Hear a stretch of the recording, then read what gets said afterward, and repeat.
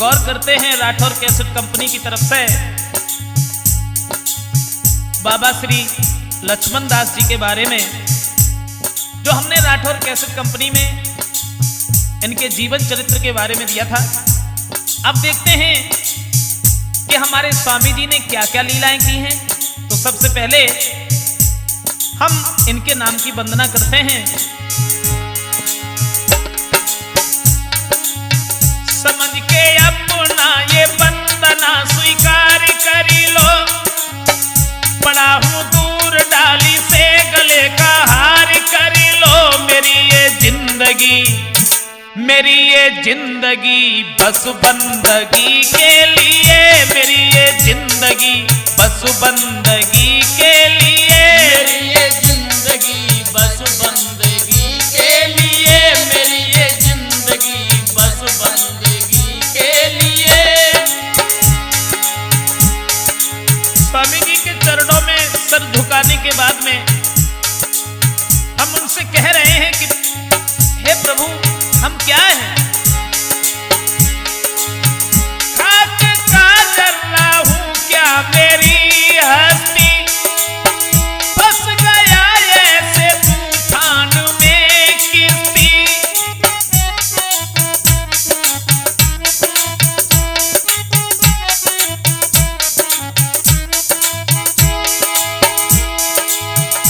रहूं जहां में ऐसे खाली सी पोती, कर दया की नजर आप भर दो मोती।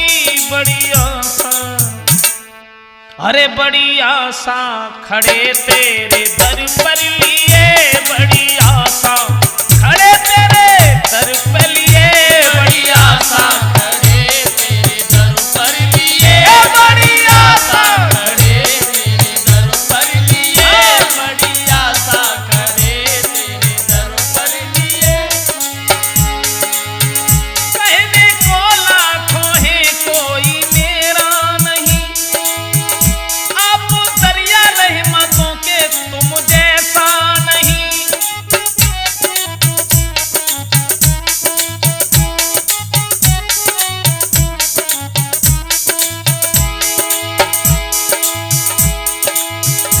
महिरबा आप सारा ये जग महिरबा, सारा जग महिरबा, आप जब महिरबा।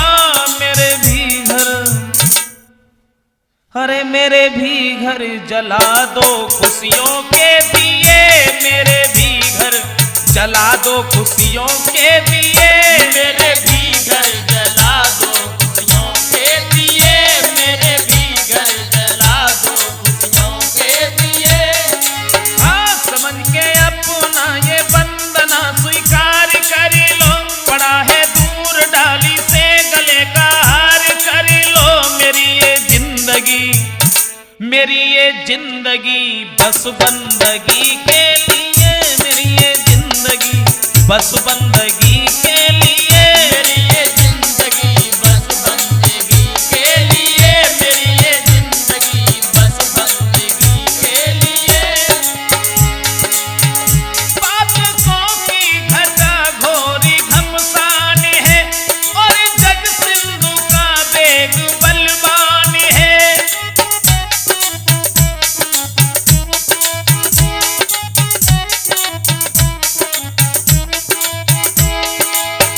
काम मत क्रोध माया का तूफान है, देह जलयाने का जीर्ण सामान है। कर दया की, अरे कर दया की नजर गुजर के लिए, कर दया की नजर गुजर के लिए, कर दया की नजर गुजर के लिए, कर दया की नजर गुजर के लिए। समझ के अपना ये वंदना स्वीकार कर लो, पड़ा है दूर डाली से गले का हार कर लो। मेरी ये जिंदगी, मेरी ये जिंदगी बस बंदगी के लिए, मेरी ये जिंदगी बस बंदगी के लिए, मेरी ये जिंदगी बस बंदगी के लिए, मेरी ये जिंदगी बस बंदगी के लिए, मेरी ये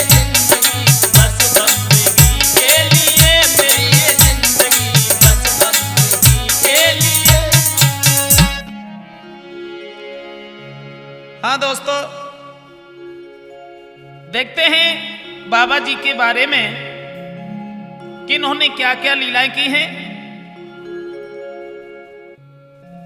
नीब करोरी और उत्तराखंड में मंदिर बनवाने के बाद स्वामी जी जब चले, हुआ क्या? अरे उत्तराखंड और नीब करोरी मंदिर बनवाई के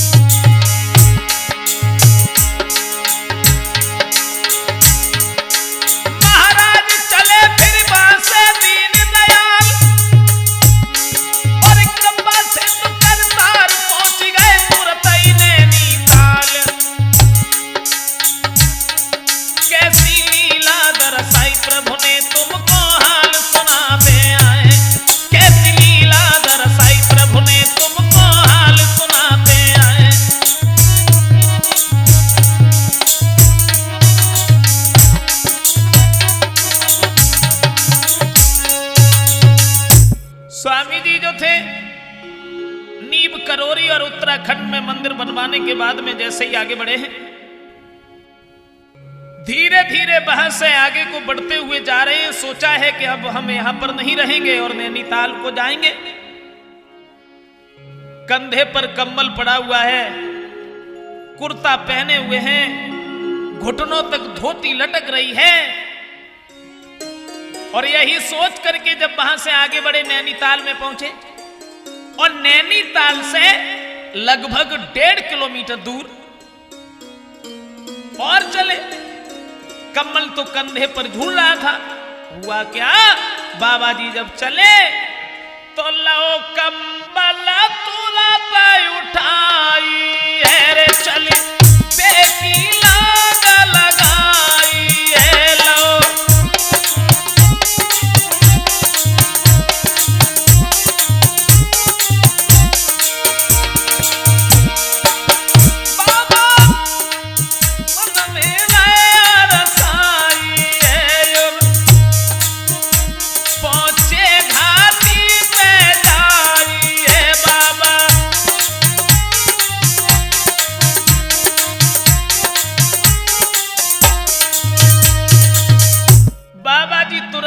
वहां से आगे बढ़े हैं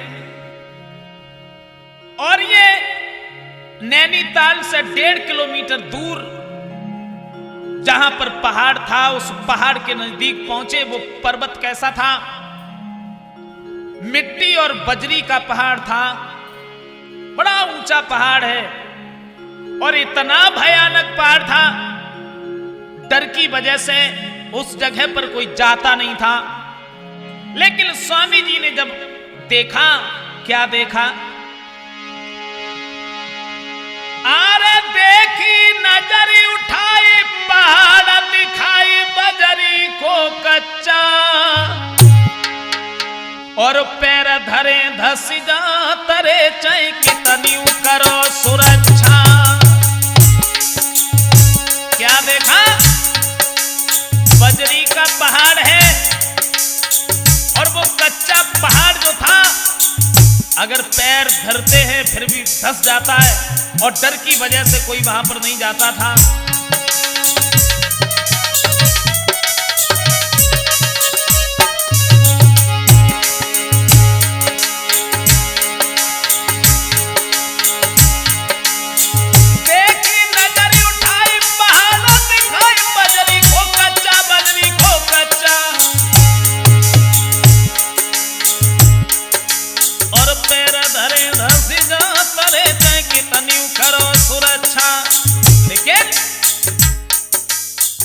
कच्चा पहाड़ तो था लेकिन उस जगह पर एक बात और थी। क्या? वहीं पास शमशान रहे सुनसान बचन कहूं सच्चा। जाते दफनाए जवान बूढ़े बच्चा।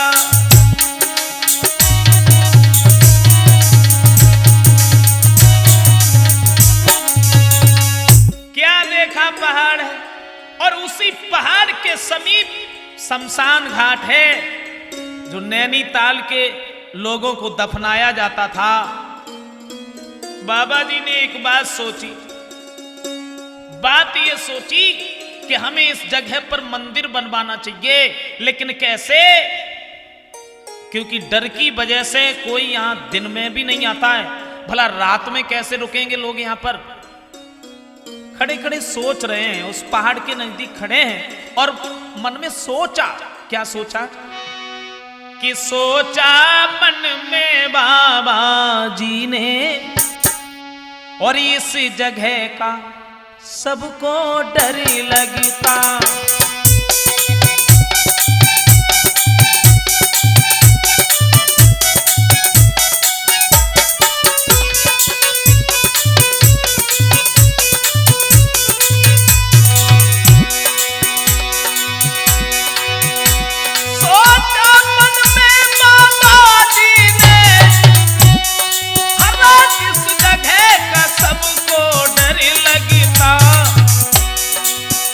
एकाएक मंदिर की कही हमने तो कोई न मेरी सुन सकता।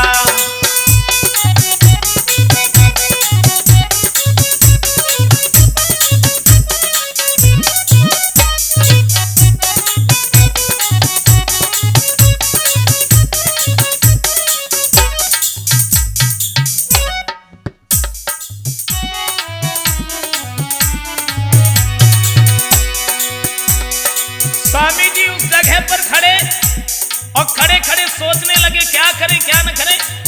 पहाड़ कैसे, जो बजरी का पहाड़ है, यहाँ पर मंदिर तो बनेगा, लेकिन लोगों को हम यकीन कैसे दिलाए?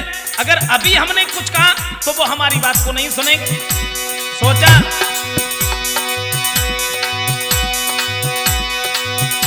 इसलिए बड़ा रुकना हमको समझाना है, सुख और शांति के लिए यहाँ एक मंदिर यहाँ बनवाना है।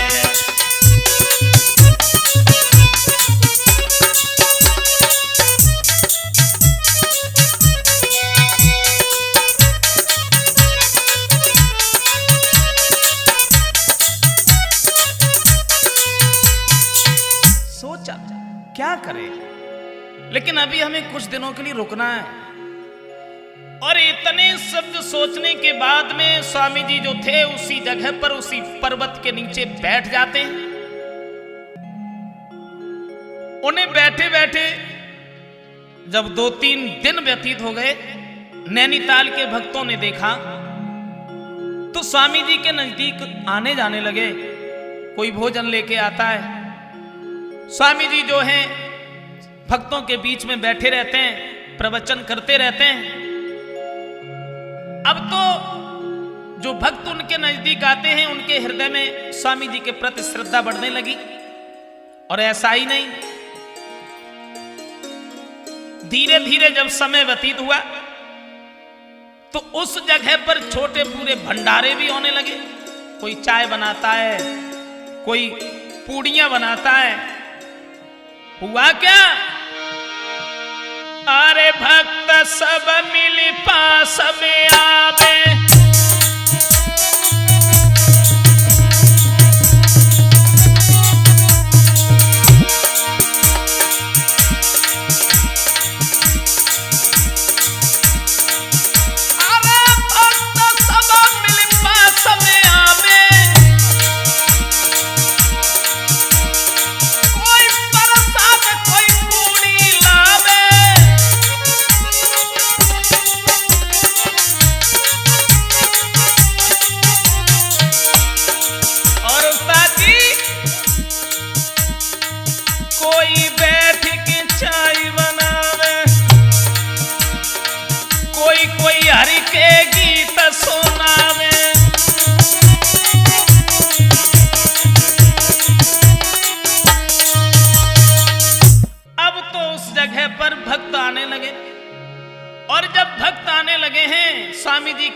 ऊपर विश्वास करने लगे, स्वामी जी के ऊपर विश्वास करने लगे, तो एकाएक भक्तों के बीच में महाराज जी बैठे हुए थे और उनके हृदय में तो वही बात थी कि किसी भी प्रकार से यहां पर मंदिर बनना चाहिए।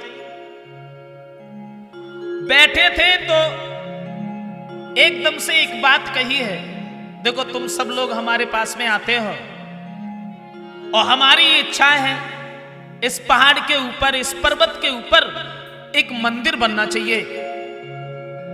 भक्तों ने एक बात कही, गुरुजी हमारी समझ में ये नहीं आता है, इस पहाड़ के ऊपर कोई जाता नहीं है और अगर कोई चढ़ेगा और चढ़ ही नहीं पाएगा क्योंकि बजरी और मिट्टी का पहाड़ है, कच्चा पहाड़ है, या मंदिर कैसे बनेगा।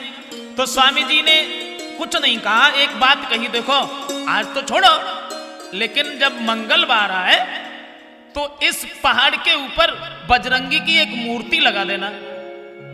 इतने शब्द कहने के बाद में स्वामी जी तो वहां से चले गए कुछ दिनों के लिए। अब धीरे धीरे जब समय व्यतीत हुआ, मंगलवार जब आया, भक्तों ने सोचा चलो स्वामी जी कह गए हैं तो हमें यहां पर मूर्ति लगानी चाहिए। हुआ क्या, अरे आओ मंगलवार तभी सब भक्त चले हरसाई, धूप दीप फल फूल संग पूरी पकवान मिठाई।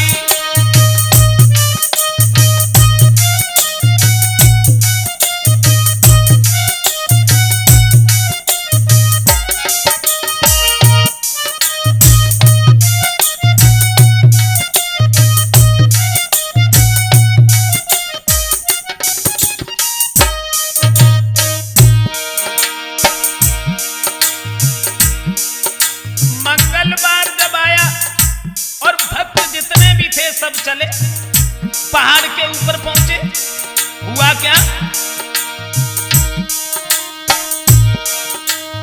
लेथा बड़ा कदाल हाथ में, लेथा बड़ा कदाल हाथ में, जगह को रे बनाई, जितनी खोदे बजरी कोई उतनी ही धसकत जाई। हाँ, जितनी खोदे बजरी कोई उतनी ही धसकत जाई।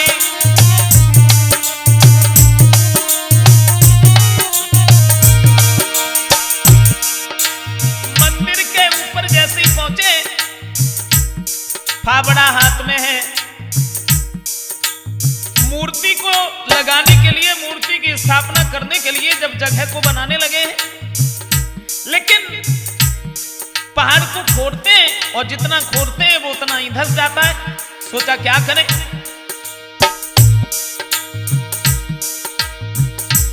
किसी भी प्रकार से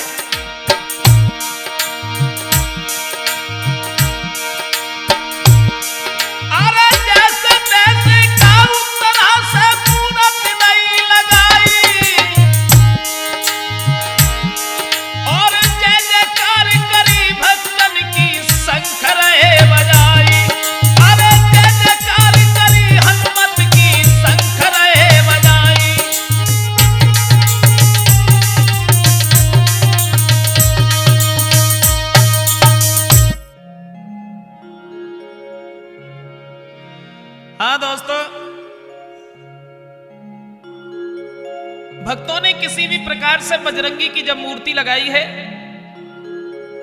और उसके बाद में उनका पूजन किया है, और पूजन करने के बाद में जब खड़े ही हुए थे, लेकिन तब तक उन्होंने क्या देखा है भक्तों ने,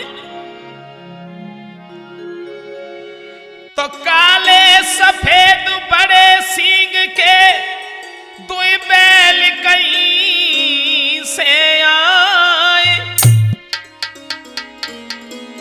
बजरंगी के चरणों में अपने सींग झुकाए।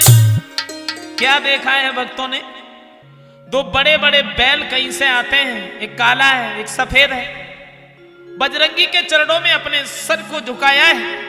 तो कुछ भक्त जो खड़े हुए थे उसमें से 2-4 भक्त उन बैलों को देख करके डर गए, क्योंकि शमशान घाट था, उन्हें बहुत बड़ा भय था पहले से कि ये दोनों बैल इस पहाड़ पर कहां से आ गए।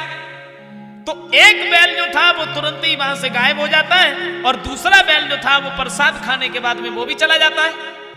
स्वामी जी जब लौट करके आए हैं, उन्हें सारी घटना बताई है कि 2 बैल इस जगह पर आए थे, लेकिन बजरंगी के चरणों में सर झुका करके वो चले गए। तो बाबा जी कहने लगे तुम डर गए, लेकिन डरना नहीं चाहिए था, क्योंकि दोनों सिद्ध पुरुष थे। चलो कोई बात नहीं, तुमने उन्हें प्रसाद खिला दिया तो चिंता की कोई बात ही नहीं है। अब तो स्वामी जी उसी जगह पर रहने लगे, उसी पहाड़ के ऊपर जहां पर बजरंगी की मूर्ति लगी हुई थी, पवन पुत्र हनुमान जी की। अब तो भक्तों का भय दूर होता चला गया। नैनीताल से भक्त जाते हैं, बच्चे भी जाते हैं, जवान भी जाते हैं, बूढ़ी मां जाती हैं। और एक उसी नैनीताल की जो बूढ़ी मां थी, बाबा जी से बहुत बड़ा हित हो गया, और वो प्रतिदिन कचौड़ी बना के ले जाती थी। बूढ़ी मां जो थी, अरे बड़े प्यार से माता वो कचौड़ी लेके आती,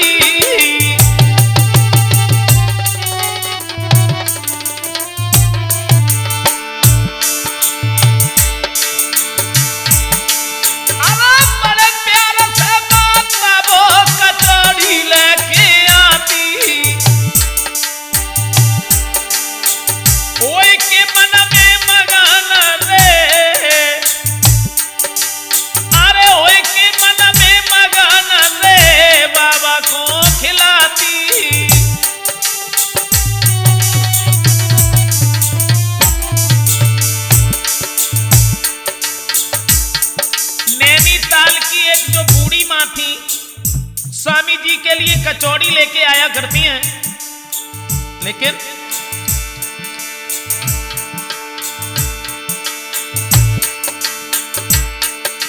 मेरे भ्रात प्रेम से बाबा खाई जाते, और कल भी आना लेके माई ऐसे समझाते। उनको कचौड़ी माई बाबा जी ने नाम किधर दो, उनको कचौड़ी माई बाबा जी ने नाम किधर दो है।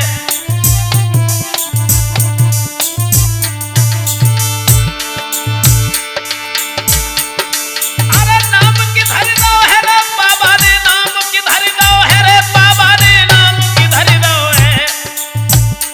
उनको कचौड़ी माई बाबा जी ने नाम किधर दो है।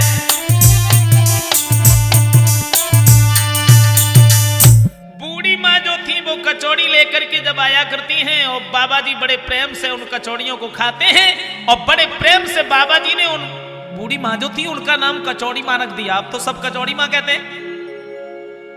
एक दिन वो बूढ़ी मां कचौड़ी लेकर के जैसे ही आई हैं, बड़े प्रेम से बाबा जी को कचौड़ी खिला रही थी, और उसी जगह पर एक धनवान सेठ भी बैठे हुए थे, बहुत बड़े पैसे वाले। अभिमान इनके दिल में बहुत था।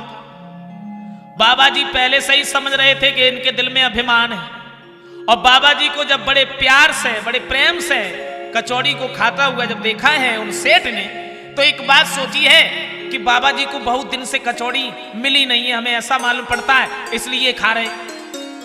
उनके हृदय की बात को वो समझ गए।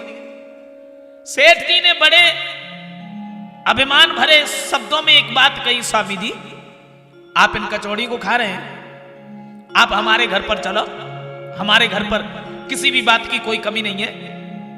आप जो भी खाएंगे, पूड़ी, कचौड़ी, रसगुल्ला, लड्डू, बालूशाही, गुलाब जामुन, अरे आप कुछ खाएंगे वही हम बनवाएंगे, आप हमारे साथ चलो। तो बाबा जी उनकी बात को समझ गए। एक बात कही, बेटा तुम घर पर जाओ।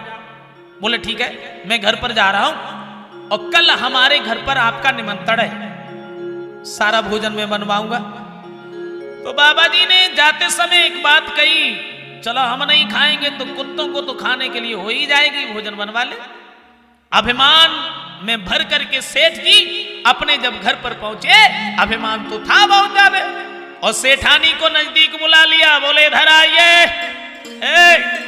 हाँ, जवाब दिया, बोलो। बोले क्या नहीं मालूम है, कल हमारे यहां महात्मा जी आ रहे और वो जो भी खाएं उन्हें खिलाना। बोले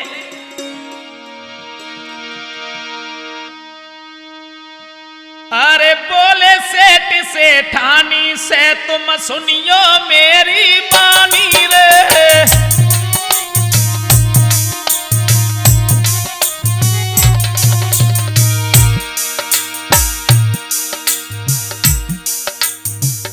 अब देख भाई साहब,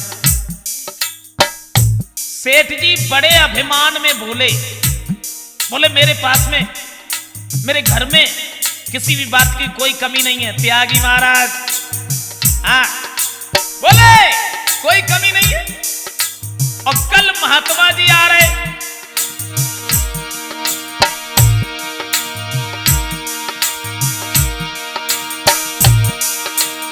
बोले सेठ सेठानी से तुम सुनियो मेरी मोनी रे। पूरी पकवान के सभी बनाओ, मत करियो तुम गिलोनी रे।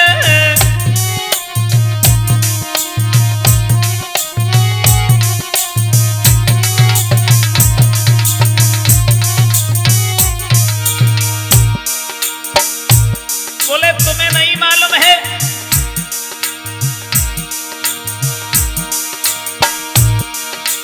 कल शाम को आए बाबा जी, सच बतलाऊं नानी रे।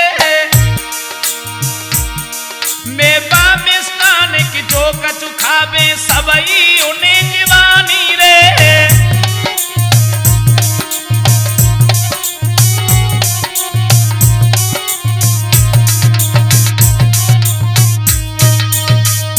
सेठ जी ने बड़े अभिमान भरे स्वर में एक बात कही है कि हमारे घर पर बाबा जी आ रहे हैं और वो जो कुछ खाएं उन्हें खिला देना, क्योंकि हमारे घर पर किसी भी बात की कोई कमी नहीं है। बहुत सारा धनमाल भरा हुआ है और कमी किस बात की है। सेठानी भी बड़े अभिमान में भरी हुई थी। एक बात कही, कोई बात नहीं, कल जब होगा तो हम स्वामी जी के लिए भोजन बनाएंगे। अब दूसरा दिन जब हुआ तो सेठानी ने बड़े सुंदर सुंदर भोजन बनाए। जब सुंदर भोजन बनाए उसके बाद में सेठ जी से एक बात कही, महाराज आप ऐसा करो, बाबा जी को लेके आओ। और सेठ जी ने अपने पास में ड्राइवर को बुला लिया, बोले इधर आइए। बोलो ऐसा करो, तुम स्वामी जी के पास में चले जाओ, गाड़ी को लेके उन्हें बिठा के लाना है भोजन करवाने। हुआ क्या कि बन मिष्ठान गए घर में और तब कार दई भिजवाई है। और बाबा की लीला अपार सेठ के अब भेष समझ नहीं आई है।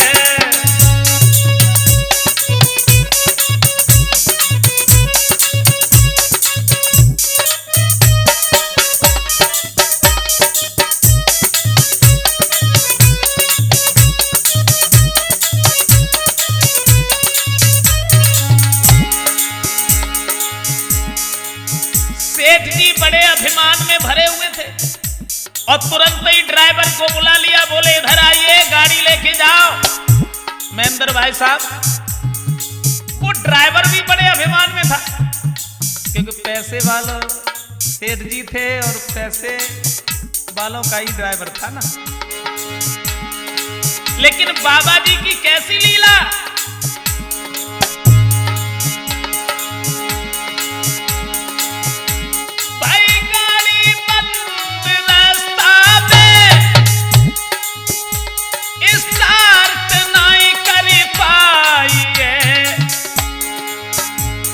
जैसे ही वो ड्राइवर गाड़ी को लेके गया, रास्ते में गाड़ी बंद हो गई। सोचने लगा क्या हुआ क्या नहीं हुआ, सेल्फ लगाता रहा, स्टार्ट ही नहीं हुई। बोनट खोल के देखा, कोई कमी नजर नहीं आई, लेकिन गाड़ी स्टार्ट नहीं हुई। भाई गाड़ी बंद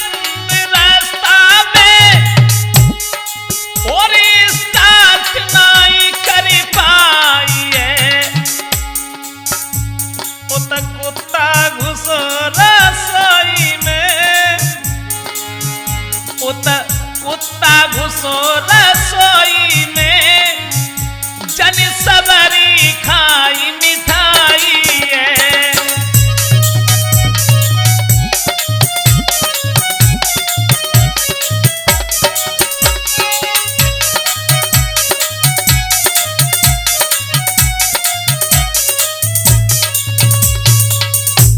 ड्राइवर जैसे ही गाड़ी को लेके चला, लेकिन वो स्टार्ट नहीं हुई है। और उधर सेठानी कुछ काम करने के लिए घर से बाहर निकल जाती हैं और कुत्ता रसोई में घुसा। जो भी भोजन बनाए गए थे उसने सारे भोजन खा लिए। बाबा जी की कही हुई बात पूरी हो गई। और जब सेठ जी लौट करके आए हैं, सेठानी ने जवाब दिया, महाराज गजब हो गया। क्या हुआ? बोले हमने जो स्वामी जी के लिए भोजन बनाए थे उसे तो कुत्ता खा गया। अब वह बात सेठ जी के ध्यान में आई कि जब हम चले थे तो बाबा जी ने एक शब्द कहा था, चलो हम नहीं खाएंगे तो कुत्तों को तो खाने के लिए हो ही जाएगी। ये मैंने बहुत अभिमान किया और अभिमान भरे शब्दों में हमने बाबा जी से भोजन के लिए कहा था।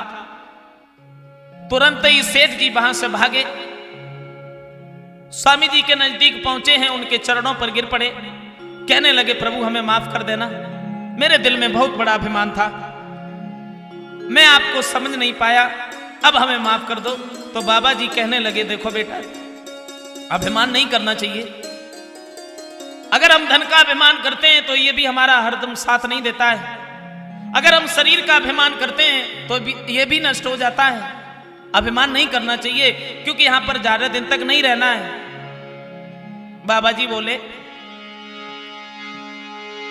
इस नर्तन को पा करके कुछ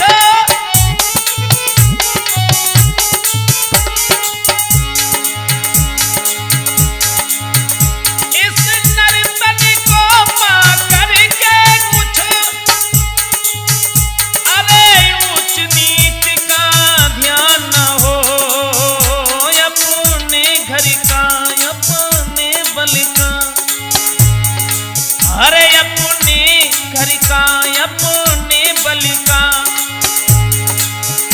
अपने धन का अभिमान न हो, अपने घर का अपने बल का।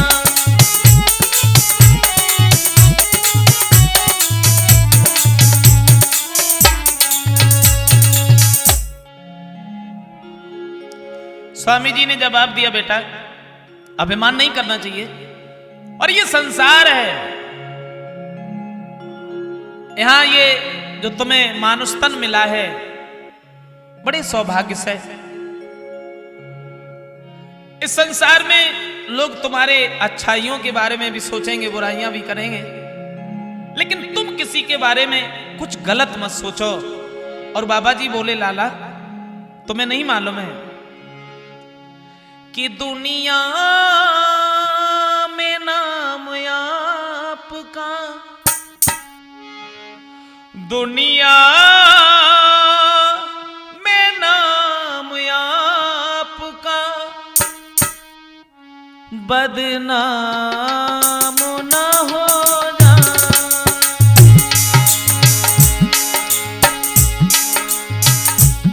दुनिया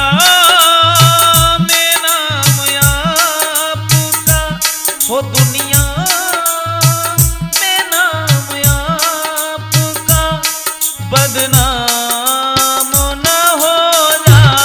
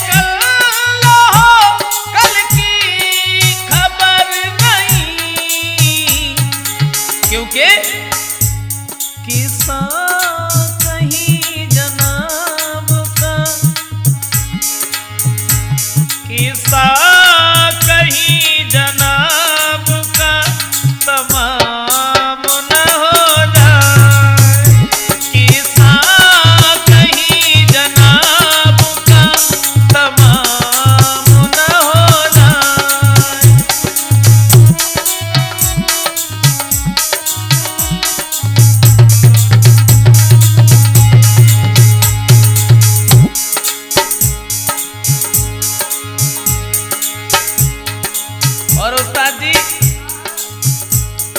ये संसार है,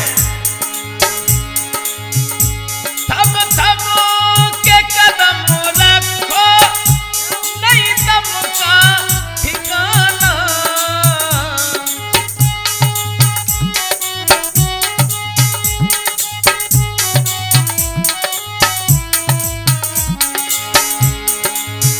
कुछ लोग तो ऐसे होते हैं, वो यहाँ आते हैं, वो ये भूल जाते हैं कि हमें कहीं जाना है। वो ये सोचते हैं कि मुझे कहीं नहीं जाना, मुझे तो यहीं पर रहना। और जब चले चाल ही कुछ अलग होती है। लेकिन जो ऐंठ के चलते हैं, जो एक दूसरे को देख के जलते हैं, उनके लिए हम दो शब्द कुछ कहते हैं।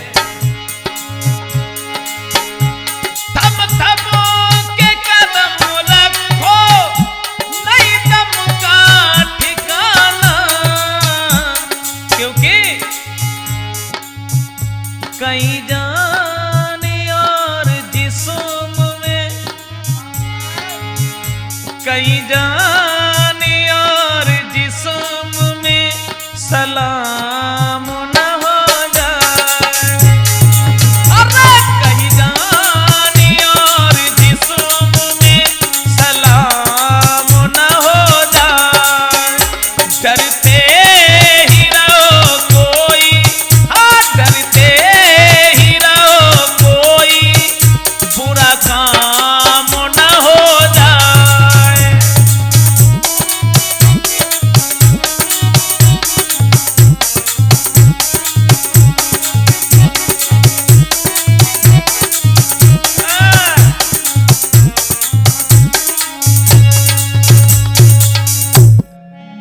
स्वामी जी ने जब सेठ जी को समझाया है तो सेठ जी ने बार बार चरणों पर गिरने के बाद में उनसे माफी मांगी है और जवाब दिया है कि महाराज हमें माफ कर देना, हमसे बहुत बड़ी भूल बन गई, आज के बाद हम कभी अपमान नहीं करेंगे और ना ही हम धन का अभिमान करेंगे, ना ही तन का अभिमान करेंगे, ना ही घर का अभिमान करेंगे, आप हमें अपनी शरण में ले लो। तो स्वामी जी कहने लगे बेटा अब तुम्हारा अभिमान दूर हुआ है, अब तुम अपने घर पर जाओ और भोजन बनवाओ, हम भोजन करेंगे। सेठ जी ने दोबारा फिर से भोजन बनवाए और बाबा जी ने जब भोजन किए बड़े आनंद से उसी पहाड़ पर, उसी पर्वत पर जब रहने लगे। अब तो धीरे धीरे बहुत सारे भक्त आने लगे तो बाबा जी ने भक्तों के सामने एक बात कही है, देखो तुम सब लोग आते हो, बजरंगी की इस जगह पर मूर्ति भी लगी है, तुम सबने लगाई है और अब हम ये चाहते हैं कि इस जगह पर पवन पुत्र हनुमान जी का एक मंदिर होना चाहिए और वो मंदिर बनवाओ। तो भक्तों ने जब सुना बोले ये बजरंगी की मूर्ति तो बड़ी मुश्किल में लग पाई, अब यहां पर मंदिर कैसे खड़ा होगा। बाबा जी से हट करके भक्तों ने एक बात सोची है, चलो बाबा जी अगर कह रहे हैं तो हम मंदिर तो बनाएंगे, चाहे मंदिर बने अन्यथा न बने। आपस में बैठ करके एक सलाह करते हैं कि जब स्वामी जी ने हमसे कहा है तो कि सबने और करी सलामन में और मंदिर मिल कर के बनवावे।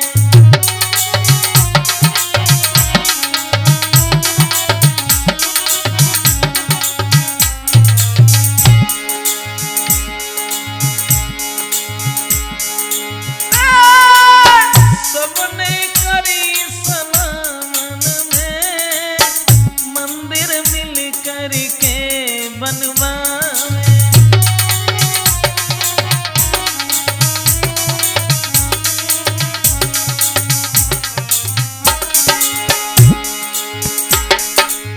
स्वामी जी से अलग हट करके भक्तों ने सोचा भक्त सब मिलके बतलावे।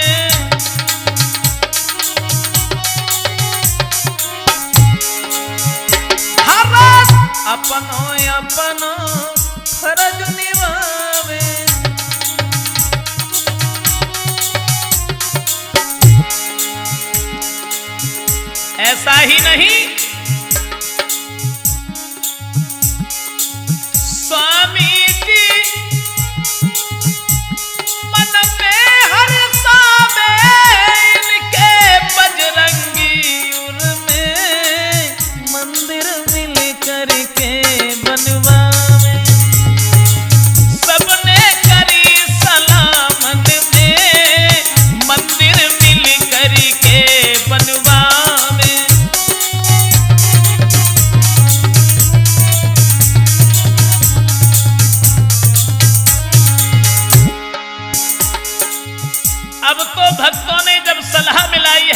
बाद में भक्तों ने जब सलाह मिलाई तब स्वामी जी की लीला थी। और जब स्वामी जी की लीला थी, भक्तों का परिश्रम था, उस पहाड़ के ऊपर जो पैर भी नहीं रखा जाता था। और स्वामी जी की कैसी लीला हुई, कैसी? एक महीना में बनेगा मंदिर,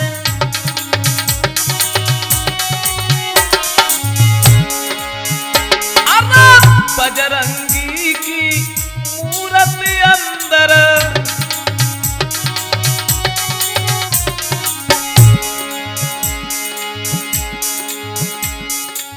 भजन कीर्तन अरे हो में सुंदर, सबके राम बसे मन में, मंदिर मिल करके बनवावे, सबने करी सलाह मन में, मंदिर मिल करके बनवावे।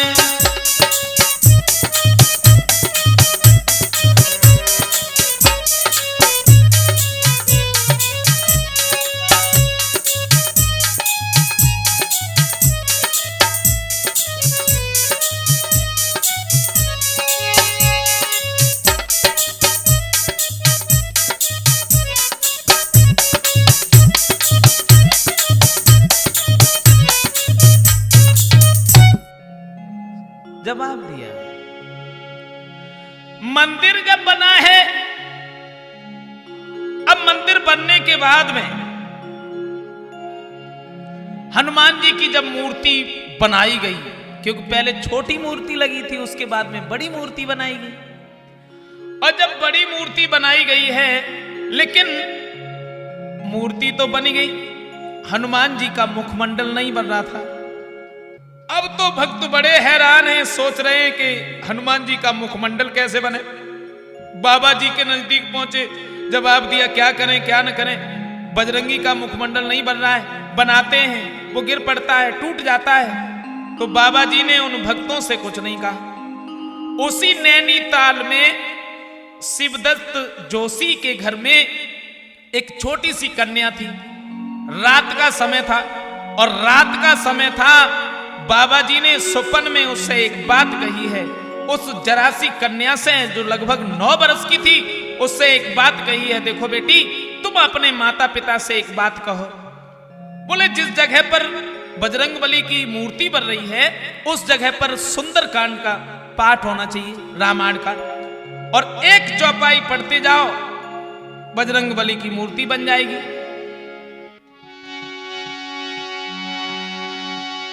अरे देहिक देविक भौतिक तापा,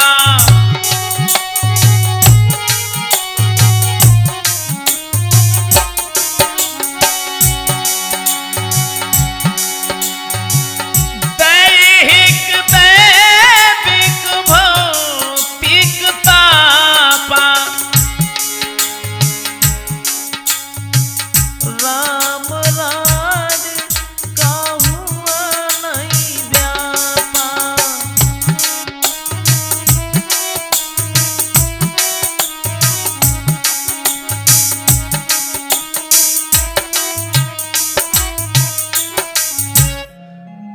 जवाब दिया है, इसी चौपाई का उच्चारण करते जाइए और बजरंगबली का मुखमंडल बन जाएगा।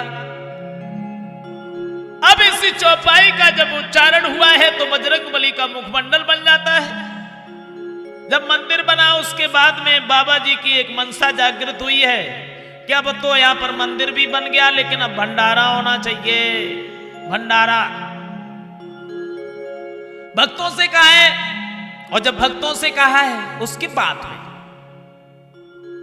भंडारे की जो तिथि निश्चित की है, लेकिन भंडारे की तिथि जो निश्चित थी उससे 3 दिन पूर्व ही वर्षा होने लगी। अब उस जगह पर कोई इंतजाम ही नहीं था, ना ही घी था, ना ही लकड़ी थी, ना ही सब्जियां थी। सोचा क्या करें। भंडारा कैसे होगा? भक्त बड़े उदास होने लगे कि अब तो 3 दिन व्यतीत हो गए, वर्षा भी नहीं थम रही है और स्वामी जी को सोच ही नहीं रहे। जिस जगह पर गुरुजी बैठे हुए थे उन्हीं के नजदीक पहुंचे हैं। दोनों हाथ जोड़ करके जवाब दिया है भक्तों ने। जवाब दिया, महाराज जी आपने जो भंडारे की तिथि निश्चित की है और ये वर्षा हो रही है, भला कैसे पूड़ियां बनेगी, कैसे और कोई सामग्री बनेगी, लोग आएंगे खाएंगे क्या, पता नहीं यहां से कैसे लौट जाएंगे। यहां पर तो कोई किसी भी चीज का बंदोबस्त नहीं है, क्या करें? तो स्वामी जी कहने लगे, तुम चिंता मत करो, ऐसा करो, एक भक्त से एक बात कही है बेटा, तुम पहाड़ के नीचे जाओ और देखो कब से एक ट्रक भरा खड़ा हुआ है, उसमें सामान लदा हुआ है, उसे उठा करके लाओ। स्वामी जी बोले,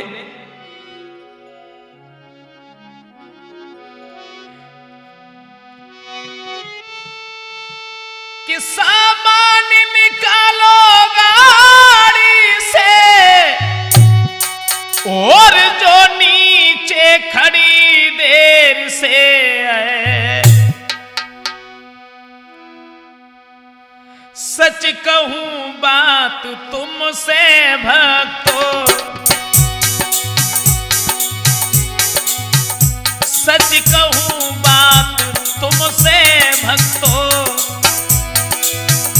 मत समझो या फेर से, सच कहूं बात तुमसे भक्तों।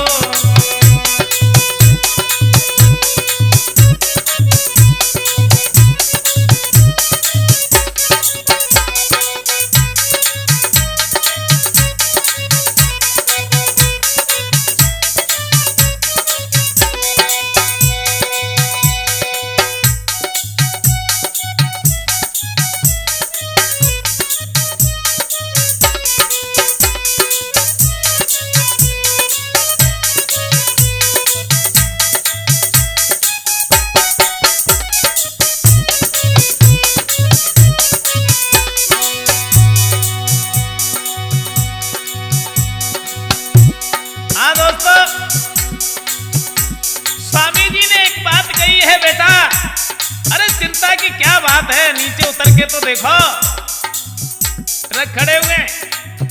अब भक्तों ने जैसे सुना तो तुरंत ही भागे, पहाड़ से नीचे उतर के आए। उन्होंने देखा कि ट्रक खड़े, एक नहीं 4 खड़े। हाँ। और जैसे ही उसने ट्रकों में माल लदा हुआ देखा, वो लौट के फिर भागा। बोले भैया एक नहीं 4 ट्रक खड़े आने को माल भरे हुए, उसमें उतारो ना।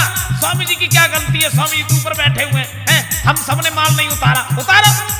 अब वो सबको बुला के लाया और जब सबको बुला के लाया, धीरे धीरे माल उतार के जमीन पर रखा। अब समस्या ये खड़ी हो गई कि भाई पहाड़ के ऊपर माल कैसे जाएगा, कैसे जाएगा।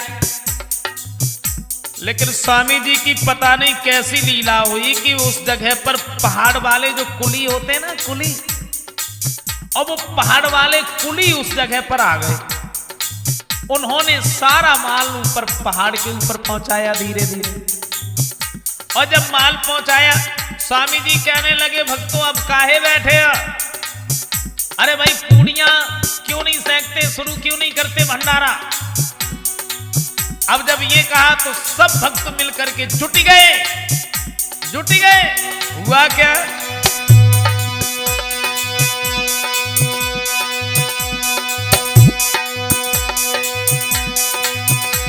भंडारा शुरू हुआ बापर,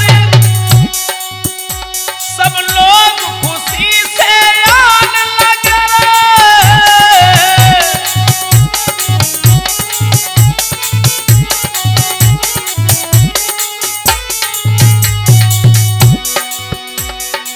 भंडारा शुरू हुआ, बूढ़े जवान बच्चे स्त्रियां, मतलब जिसने सुना कि भंडारा हो रहा है भागे भागे चले आए, भंडारा खाते चले जाते। सब लोग खुशी से आने लगे रे, सब लोग खुशी से,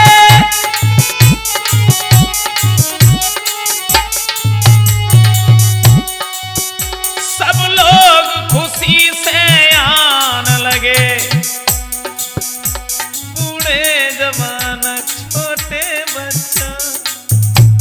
लेकिन उस्ताद जी, हमने ये पुस्तक में देखा, पुस्तक में पढ़ा कि उस जगह पर बूढ़े जवान तो आते थे, लेकिन बच्चों की संख्या बहुत ज्यादा थी, बहुत ज्यादा। बूढ़े जवान छोटे बच्चा बड़े प्रेम से भोजन खाना लगे रे, बूढ़े जवान छोटे बच्चा।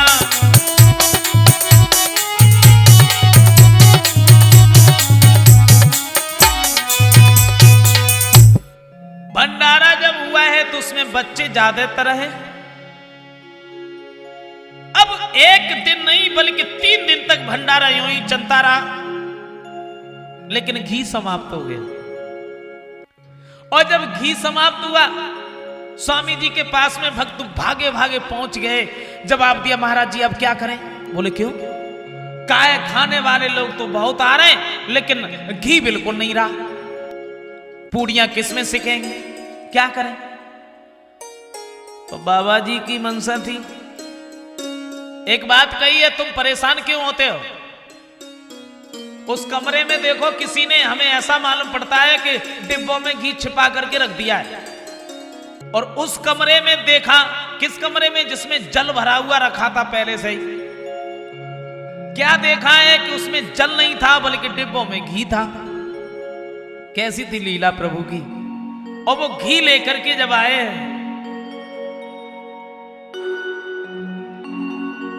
किसी ने कोई लीला उनकी समझ नहीं पाई है।